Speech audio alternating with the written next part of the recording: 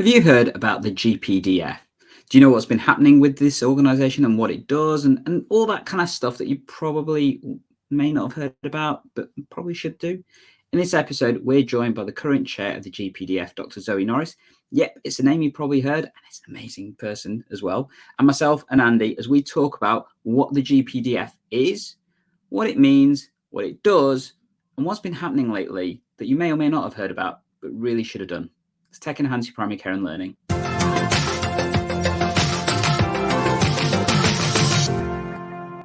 Hello and welcome EGP learners. Today I'm really excited to have Dr. Zoe Norris on the Podblast YouTube this morning, along with the esteemed Gandhi. Zoe is chair of the GPDF, and I must admit this is an area of GP governance and LMC and BMA structures that I don't know a great deal about. So I'm really excited to be the grassroots GP in the room today and ask sort of those potentially simple questions on behalf of you guys out there as we try and understand the role of the GPDF, what's been happening recently within that organization and how it will be supporting general practice going forwards. So welcome, Zoe. Would you like to introduce yourself? Thanks, Andy. Yeah, hi. So I'm Dr. Zoe Norris. I'm a GP. I am based up in East Yorkshire, sort of to one side of York and a little bit above Hull. I'm a portfolio GP, so I do my clinical work through the medical chambers that I'm a partner in. But my main job, my full-time job, is that I'm chief exec of Humberside LMCs. But that's not what I'm here to talk about today. I'm here to talk about my other role, one of my other roles, which is being the chair of the GPDF.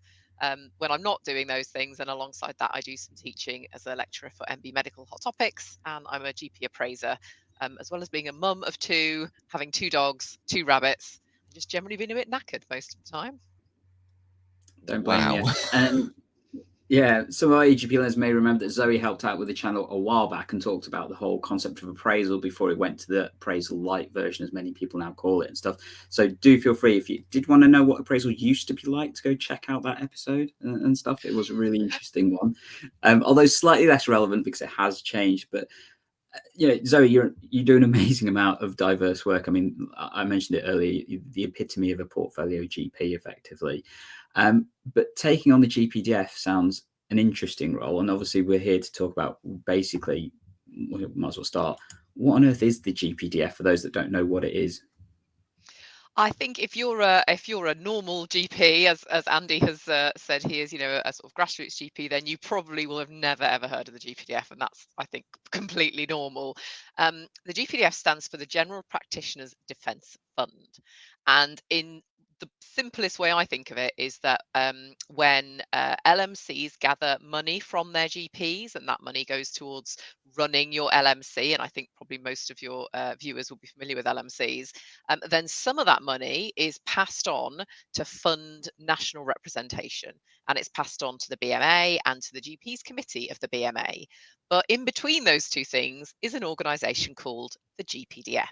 And it's been around for a number of years, and it exists not just to pass money on to the BMA, but also to accumulate the defence fund bit, the DF bit of the acronym.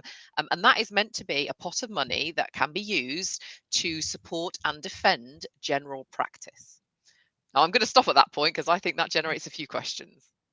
I've instantly got some questions, Zoe. And when we talk about money, we talk about what sort of sums of money we're talking about. I'm just going to get straight down to brass tacks, really. Because people will be interested. I don't know whether you're in a position to say, but yeah, absolutely. So because the GPDF has been going for a number of years, the amount of money that LMCs pass over and pay to the GPDF via what's called the levy, that's what we call the money that's passed over, has been accumulating, and not all of it goes to the BMA. So we have I guess like any other normal person, we have savings, but because we're a big organisation, that's in the form of stocks and shares and an investment portfolio, and that fluctuates depending on the market. So at one point we had just under £20 million in the bank. That's now dropped as the markets have changed. So we've probably got about 16 million at the moment. Gosh, and how much is that? How much of that is sort of spent each year? I'm just getting an idea of the flows here. You may, if you can't say, Zoe, it doesn't matter because yeah, go on. I can say so. The The way to think of it is that although 16 million sounds amazing, doesn't it? Great, what an amazing amount of money to be able to spend on general practice. The real figure that's available for us to spend now is nearer about 5 or 6 million. And that's because like any organization, if you're a GP partner, you run a GP practice, and tomorrow you decided that you were going to close the doors, you would have bills to pay. You would have to make sure that you'd paid your staff. You'd have to make sure that you'd paid off your phone bill, that all your debts were paid, that everyone had their redundancy money. So although the GPDF sounds like it's got 60 million in the bank, actually 10 or 11 million of that is money that we can't ever spend. That's money that is committed to do with the money we owe, the outstanding arrangements with the BMA, funds that would have to be settled. So we've probably got at the minute 5 or 6 million we can play with. But out of that money, every year we give a grant to the BMA. So that's an agreement that's made between the GPDF and the BMA as to how much money we're contributing towards the GP's committee. So normally that arrangement is in chunks of 3 years, maybe 5 years. And it's a promise that we will pay a certain amount of money each year, and that's usually somewhere between 1 million and £1.5 million. So you can see rapidly that actually if you add that up over a period of maybe a 3-year agreement, that starts to then bring you quite close to your 10 or 11 million that we can never spend in case the company ever stopped trading. And that's called something called a going concern, which means how much money do you still need to have at all times in the bank so that you are a viable business. Okay, that's really interesting, Zoe. And finally, how many of you are there in stewardship of this fund, and how do you get into the position of looking after this money? You know, what's the kind of nomination or election process, and who's there managing it? So the GPDF represents, well, I'm being really careful when I say represents, because actually the GPDF is not a representative body, and I think that's an area that we can get a lot of confusion over as to how does it fit in with other things. So the GPDF collects money from LMCs in England, Wales, and Scotland. It doesn't collect money from LMCs in Northern Ireland. GPs who are there have a separate arrangement with their LMCs and a separate version of GPDF. So it's England, Wales, and Scotland. So within each LMC, there is a member, a nominated member of the company. In the same way that you would have shareholders in a big company, we have members. So every LMC will have at least one, sometimes more, depending on the size, nominated members, and they are able to stand for election to the board of the GPDF. So quite similar to you might see in the GPC and other organisations. Most board members are elected for a 3-year period, and you can do several periods of 3 years up to 9 years, and then you have to step down. That means that usually there's a rolling program of elections, so the whole board doesn't go at the same time and have a whole new board coming in. So usually every couple of years there'll be a set of elections, and the number of seats on the board depends a little bit on where people are from. So we have to have somebody from each nation. We must have a Welsh LMC rep, a Scottish LMC rep, and an English LMC rep. And then there are several other seats available on the board, and those can be UK seats, so they might be from any of the nations, or they may just be done on the number of votes. And we also have non-elected directors. So you get the LMCs represented by election, but then you also have what we call non-executive directors or appointed directors. So for example, as GPs are, we're really good at lots of things, but maybe we're not really good on the whole corporate governance, thinking about things like the going concern idea, the rules that we're run by are called articles of association. There's a lot of corporate governance. For most of us, that's very new. So it's quite common to have 1, 2, or 3 non-executive directors who maybe are accountants, who maybe have run charities, who maybe have experience in that sphere. So they might be linked to medicine, or they might be completely unrelated, and they bring some of the expertise to help us run the company in a sensible and legal way, because there's quite a lot of boxes we have to tick. Good. Right. I feel a lot more informed there. And yeah, thanks for being so open, and transparent about the money side of things, Zoe. That's really, really interesting. I'm going to hand over to Gandhi now to to take things further. I'm just going to sit and process that for a second. No worries. So I guess, Sorry. Zoe, just to clarify some of that process, you mentioned about obviously that you've got the different representatives and stuff that can be part of the board. How are those people actually nominated? Partly to those initial seats, and then I'm guessing you've also got like an officers level that actually runs the organisation separately. Is that different? Is that the same? So basically, how are people nominated to run the GPDF effectively? Yeah, so it's as with most of these things, it's a little bit complicated. So if you have to be a member of the company, so firstly, your LMC has to have made you their nominated member. So I guess that's the first part of the process. So how LMCs do that is entirely up to them. For some LMCs like ours, it's whoever happens to be the chief officers. So I'm our member as the chief exec in Humberside, and our medical secretary is our second member. In other LMCs, they just have 2 normal committee members. It doesn't necessarily have to be officers. So there's that part of the process. And then when elections come round, any member can put themselves forward. So you don't have to particularly have so many signatures or particular levels of support. Anyone can put themselves forward, and that's normally been done by a statement of intent. So you're asked to say what you think you'll bring to the organisation, like for most of the medico-political elections that happen, and whether you've got any relevant experience. That then goes to an election of the members. So all of the members from across the different nations will vote. Clearly, if it's a Welsh seat, then just the Welsh LMCs will vote. If it's the Scottish, just the Scottish LMCs, the same for England. And then everyone can vote for the UK seats. And then that's just done on a who's got the most votes system. Can I just clarify that point? So is that the members in terms of the members of the GPDF, or is that members of the LMC, or is that members of general practice? So that's a really good question, and something that I think people get confused about. So when I say members, it has to be the members of the company. Okay. So it's a really tricky balance for us as GPDF. From a law point of view, our relationship has to be with the members of the company. However, as we all know, LMCs are much bigger than just 1 or 2 individuals. So we're making a real effort to communicate with the members, but also to communicate with the LMCs. And every member does things slightly differently. If you happen to have a member who maybe is really busy in other roles, it maybe they don't pass a huge amount of information back to their LMC all the time. So we can end up in a situation where LMCs are passing money to GPDF and never hearing about what's going on with the company because maybe their member isn't feeding it back. So that's something we've got to be really cognizant of. But yeah, it's a slightly different group of people than normal general practice or just every LMC. Okay. I mean, that definitely relates to the representation paradox that we see in virtually every type of organization. So obviously we've got things like the GPC, the RCGP, all those other kind of things.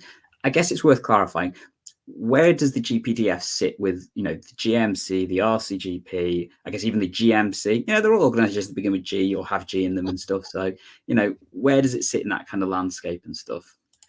So the GPDF is very much a behind the scenes organization, and certainly up till now there is no public face. We don't interface with patients, we don't go out and meet politicians, we don't represent GPs in the way that perhaps you're more used to seeing from the GPC and the BMA. We're not a trade union. We are essentially a quite elaborate banking organization, and I'm sure that some of my board colleagues would not be thrilled that I describe it like that, but we have stewardship over funds. So we're representative in the sense that we've got money from LMCs, and we've got to make sure that what we do is what they want us to do. And we can have some influence, particularly with the BMA, because we're passing the money on. So if we said to the BMA, well, we want you to spend this just on buying a chicken for every GP in the UK, well, then we do have some influence there. And, the BMA might say, well, okay, well, you're giving us the money. So, yeah, we're going to have to look at chickens for everyone. So we've got to make sure we're really linked in to what LMCs want. But beyond that, there's always been a kind of agreement that GPDF provides the funding, and we don't dictate too heavily how the BMA and GPC use that funding. Because you're absolutely right, Gandhi, that there is a process of election to GPC. So should I have more right than a democratically elected member of GPC to be deciding what happens in terms of representation? Not really. So the GPDF is very much a transactional organisation there to give voice to the LMCs, to point to what LMCs want doing with their money. And a big part of that steer, of course, comes from LMC Conference, which is one of the things that the GPDF funds. And just another question. So I'm just trying to understand in more detail what the GPDF is actually doing. So if we were to sort of look at your minutes from one of your meetings, or you're sat at one of your meetings, what sort of business are you discussing? What are you doing as you run the GPDF? I think that's a great question, Andy, and I think that is the crux of why some LMCs have an issue with GPDF, is that actually they don't know, and they think, well, we're giving loads of money and maybe we're not seeing anything for it. So the kind of things, what I would say the core business of GPDF is um, we make that arrangement with the BMA and the GPC. So it is our job to make sure that there is adequate funding for national representation of GPs. The reason why we exist, and maybe you don't see this so much with other branches of practice in the BMA, so consultants don't have a GPDF, junior doctors don't have a GPDF. There are a couple of other little organisations around the edges, but it doesn't really exist. And the reason is because GPs are self-employed independent contractors. So if you take up a role in the BMA as a GP, then under BMA rules, you will not be paid for the first 12 meetings that you attend. Now, if you're a consultant, then you are employed. So you are still going to be getting paid your normal salary, and you might choose to use trade union leave to have that time away from work. You might choose to use your annual leave. You might choose to take some study days, but you're still getting paid. If you're a GP partner and you don't go to work one day, or you're a GP locum and you don't go to work because you're sitting on a BMA committee, you don't get paid. So the reason the GPDF exists is to make sure that GPs can take part in national representation. So we pay GPs an honoraria to take part right from the word go. So they don't have to do the 12 meetings without getting any money. So they're paid and they have expenses funded as part of the agreement we have with the BMA. So that's the most important thing, is that we support GPs to be able to do national representation. The second thing we do is we have then that broader arrangement with the BMA about other things that we might want GPC to do. So for instance, there's going to be a focus piece of work at the moment. We've got a general election coming up. GPC England is looking at the contract that's been imposed that I know you guys are talking about in another episode. There's a lot of work going in there, and we're able to then support that work and say, actually, they need a bit more money. So we're able to provide that money. The other things we do are we pay for the GP conferences, the LMC conferences. So every nation in the UK has an LMC conference every year. So England, Wales, Scotland, Northern Ireland, as I say, is a slightly different cup of tea. We pay for those. And we also pay for the LMC UK conference when LMCs from across the whole of the UK come together. So that's a very distinct thing, that the funding sits exclusively with the GPDF, and the LMCs tell us they really value that opportunity to come together. The other couple of things we do are we fund legal cases for LMCs. So if an LMC is dealing with a constituent query, and maybe, I'm trying to think of an example. Let's say that perhaps a group of GPs have held a contract locally to deliver some services, and the ICS have come in and said, oh, we're taking that contract away from you. And the LMC might be involved and thinking, well, hang on a minute. This surely can't be happening just in one little area. This must be happening across the whole of England. We think there might be a legal case here. But most LMCs will not have tens of thousands of pounds sat in the bank to get an expensive KC opinion. So they can come to us and they can say, look, we've got this situation. We think we need a higher level legal opinion. Can you fund it? And GPDF will then look at that case. And if we think it is relevant to a number of LMCs at some point in the UK, we will pay for that legal opinion. And gosh, turns out lawyers are a lot more expensive than I thought they were. Now I've got involved in this, that bill can run into hundreds and thousands of pounds. But the other thing we also fund is LMC projects. So if a group of LMCs comes and says, we'd really love to work together, maybe across our region, or, we'd like to set up a group of LMCs who all have social media presence and podcasts, and we'd really like to do some work around sharing that knowledge. Can the GPDF support us? Then we can fund those projects as well. So anything that helps LMCs come together and produce something that is helpful for their constituents, or that other LMCs can learn from, we also fund that. So when you ask about what kind of stuff do we discuss at our meetings, it's mostly those areas. How are we helping LMCs? Where does funding need to go? What oversight do we need of that funding to make sure it's being spent appropriately so we can justify it? And how are we making sure that that national representative voice is still adequately resourced? Oh, that is so helpful and clear. Thanks for explaining it in that way. I'm just wondering, how long has the GPDF been in existence for? Because we know LMCs are some of our oldest sort of medical organisations, or at least go back over a century. How long has the GPDF been in existence and in this role? Well, off the top of my head, I want to say 50 years, but do you know what? Don't quote me on that. It's basically a while. And that's one of the things about the money that we hold, is that there's a kind of two schools of thought about the money that we hold of, how much bigger crisis can you have than general practice at the moment? Having just gone through a global pandemic, surely if there was ever a time to spend several £1 million, it's now. But we also hold the money that's been put in from LMCs over the last 50 or so years, and that money potentially needs to be there for other crises in the future to defend general practice. So that argument of, okay, well, yeah, we've got the money now, but how much of that money should we be holding from the past, and how much should we be holding for our colleagues in the future, rather than spending it and emptying the bank accounts? And often that issue of, well, hang on, GPDF has been around for many years. Is this something that we could justify to our colleagues who put money into this 30 years ago, 40 years ago, 50 years ago? So it's quite a long-lived organisation. And if I may, Zoe, you mentioned it's been a long-lived organisation. I know more recently, so if we bring ourselves up to the present, there's been a little bit more coverage about the GPDF, particularly in things like the trade press and that kind of stuff. And you could even argue there's been some controversy in some of those kind of articles and stuff like that. Can you tell us what's been happening? Because even as someone who's well aware of the medical political situation, I'm still a bit confused with what's been going on, to be honest. I will try. So this is going to be a little bit of a go back in time to explain it. So I think probably the most important thing is what I said earlier about the members of GPDF, which come from LMCs around the country. This is like shareholders in an organization, and you will have, you see big organizations and their shareholders get to vote things through and do things. And I think it's probably fair to say for quite a long time, a lot of LMCs didn't really pay attention to what the GPDF was doing, and their members were members on paper, but weren't particularly up to speed with it or engaged and involved.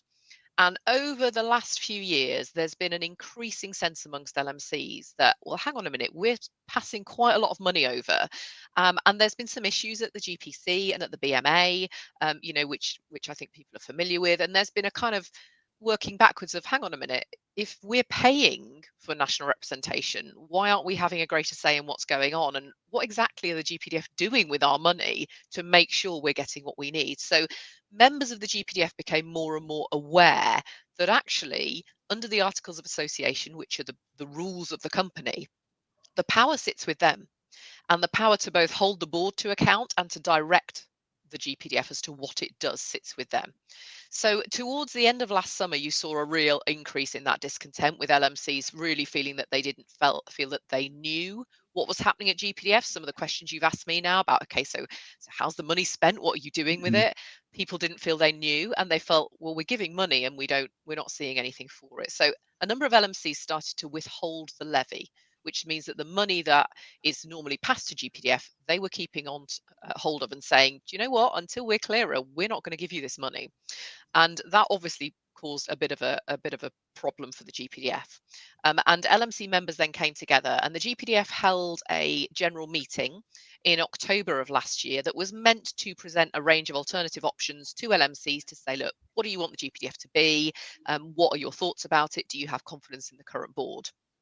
A group of LMCs came together and used the Articles of Associations to actually stand down that meeting and to say that, we don't want to discuss that. We want some fundamental change. So they were able to adjourn that meeting, put it on pause and shove it to one side, and instead say, actually, here are the things we want to discuss.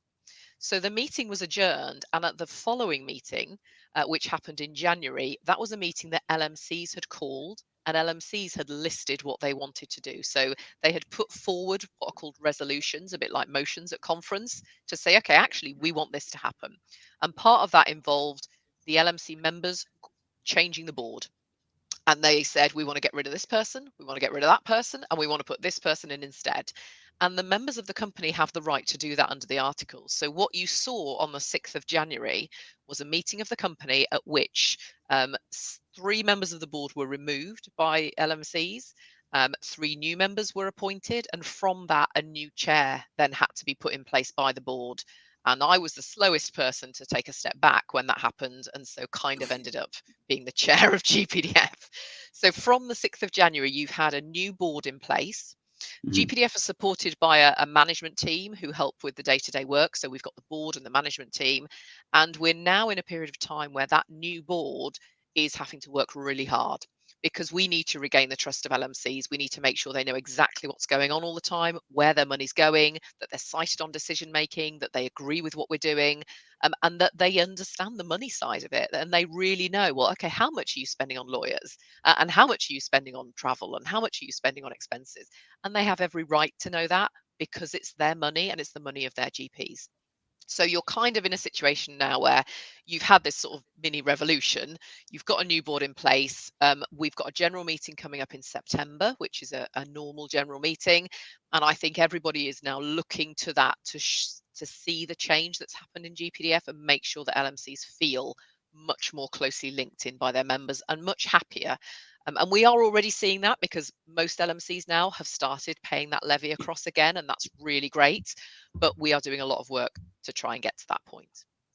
Okay, so if I may then, I mean, September is, what, 5-6 months away from where we are at the time of recording this episode. So I guess if people wanted to know what was happening with the GPDF, or have some impact, I guess, still in terms of what changes are happening, what would you recommend they do to either learn more, aside from obviously watching this episode, and other kind of things in terms of understanding what the plans are with the GPDF moving forward? So I think if you're a normal jobbing GP, then the best thing to do is talk to your LMC, because they should be linked in. If you are involved in an LMC, then you need to find out who your nominated member for GPDF is. At the minute, we are sending out much more frequent updates. So I'm usually doing a chairs update to all members every 2 or 3 weeks, but we're also posting that on the LMC list server. So even those members of LMCs who aren't GPDF members are still hearing what's happening. We're also doing a range of webinars. We're present at all the conferences. We're really trying to make sure that we are out there. Our reps for each nation are linking in with LMCs, and I'm doing lots of meeting with LMCs to talk to them. So if you're an LMC rep, please talk to your member, and if they don't know them, you should be saying to them, look, okay, well, find out, ask, email Zoe, email the GPDF, ask them, and we will be telling them. And if you're a normal GP, yep, your LMC is the right place to start, and certainly explaining to your GPs and to your LMC committee what the heck GPDF is and getting them to watch this is a really good place to start, because I think a lot of them are handing money over and don't really know where it's going. Okay. And so if I may ask, what is changing? So it sounds like the current board have a lot to do. What are you working on? What is changing? What changes might people see going forwards to September? So I think it's probably around good governance and absolute transparency. So we are focusing on those core areas. GPDF shouldn't, in my mind, as the chair, be doing anything beyond what I've described to you. So the negotiations with the BMA for a new arrangement have started. The current arrangement runs out in June. So we've got one of our board members, Julius Parker, who's from Surrey and Sussex LMC. He's leading the team that's working with the BMA to come to an agreement about funding for the next few years. So that's a really big piece of work. And we're hoping that will be concluded before the current arrangement runs out in June. But if not, we'll get it done as soon as we can with some sort of transitional arrangement. We need to change what we do in-house. So a big focus for us has been reducing internal expenditure. So the cost of running the GPDF is coming down considerably. And some of that is because we are reviewing contracts that we have in place with organisations. Some of that is looking at reducing the size of the board. Some of that is undertaking a strategic review of the organisation. You've got to know what you're aiming for and what result you want, and then work backwards from that. And that's a process that we are starting now, and we will be able to then report back to LMC. So a lot of internal work to make sure that we can absolutely justify the spending, and then making sure that LMCs know exactly what the criteria are for project bids, for legal bids, so everyone's really clear on if your LMC has something that they want funded, here's the process, here's how the decision is made, here's the funding that's available, because we've had it fed back that in the past that hasn't been clear. And there's been a concern that it wasn't always fair for all LMCs. What GPDF shouldn't be doing is doing things for LMCs unless we are asked to. So it's not our job to tell LMCs how to run themselves. It's not our job to say you're doing it wrong, you're doing it right. It's not our job to say, well, you can have money for this because we like it and you can't because we don't like that. We should be absolutely accountable. So you're going to see a lot of internal work being reflected in hopefully the manner in which we communicate, and much more transparency around the financial side, and making sure every penny's justifiable. If Zoe, if you spent £20,000 on a legal fee, why? What is it that you spent? Could that have been spent in another way? Looking at everything from the type of meetings we have. We now only have online meetings for the board of GPDF because I can't justify having face-to-face meetings. Why would we do that when we can do it perfectly well online? So I think probably a lot of stuff behind the scenes, and then hopefully that's going to get set in stone by updating the articles of association, the rules of the organisation, so that it can't then change just because the board changes or the chair changes. And if I may, Zoe, so obviously we're at a point in general practice's history where things feel, to be honest, a little bit unpleasant. And obviously, when the time we're filming this, the new contract has literally just been announced. 1st of April, April Fool's Day, and all that kind of stuff and things. And I guess there's a lot of talk about industrial action, obviously throughout the NHS, but especially from general practice and what that might look like. And obviously, the GPC are looking at that and all that kind of stuff.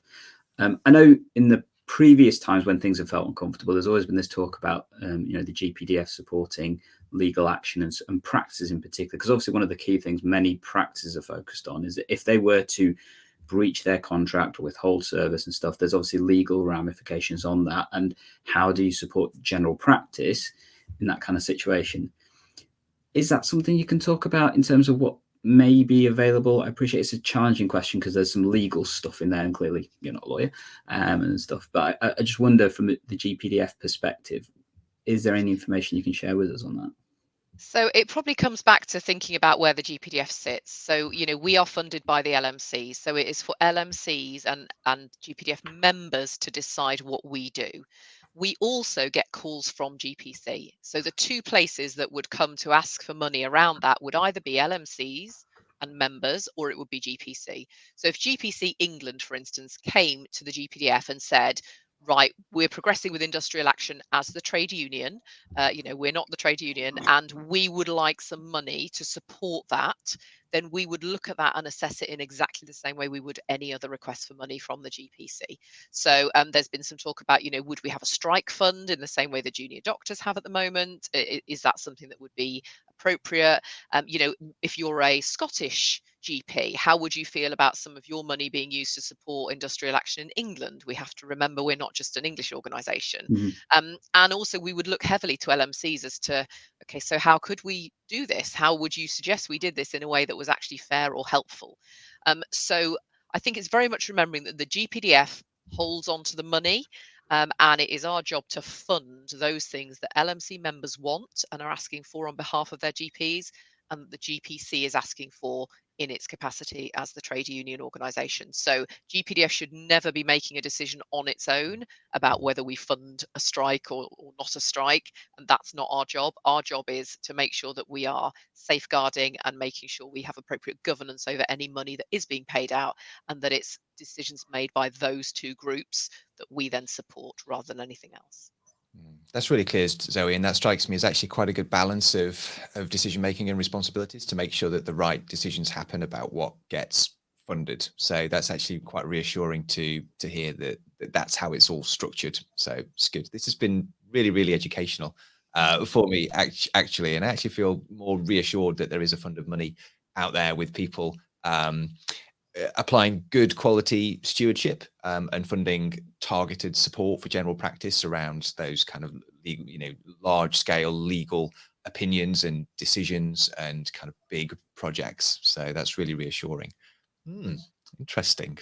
And so what's sort of in your in tray immediately? You've probably covered a large part of it really, and what we've already asked you. But what are some of the big things in your in tray, Zoe, sort of leading up into the summer?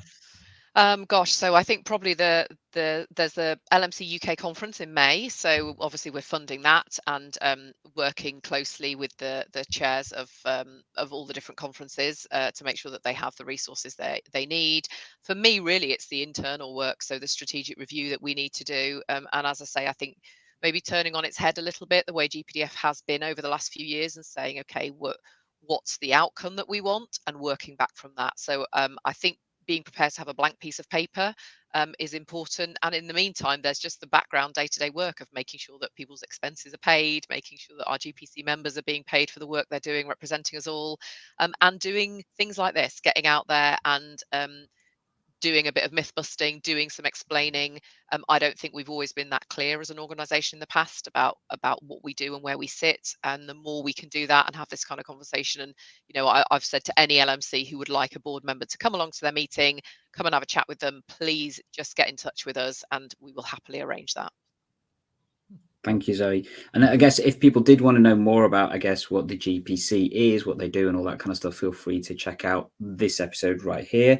We really appreciate the time that you've given us in terms of recording this episode and sharing this information, helping to understand that for members, all the other kind of stuff and thing as well. In terms of obviously contacting, I know that you're on Twitter. I think it's Dr_Zoe, if I remember rightly, off the top of my head. Yep. See, I even remember Twitter handles and stuff and things. And definitely feel free to contact Zoe through Twitter. I think that's probably a good route, would you say, or would you prefer a different one?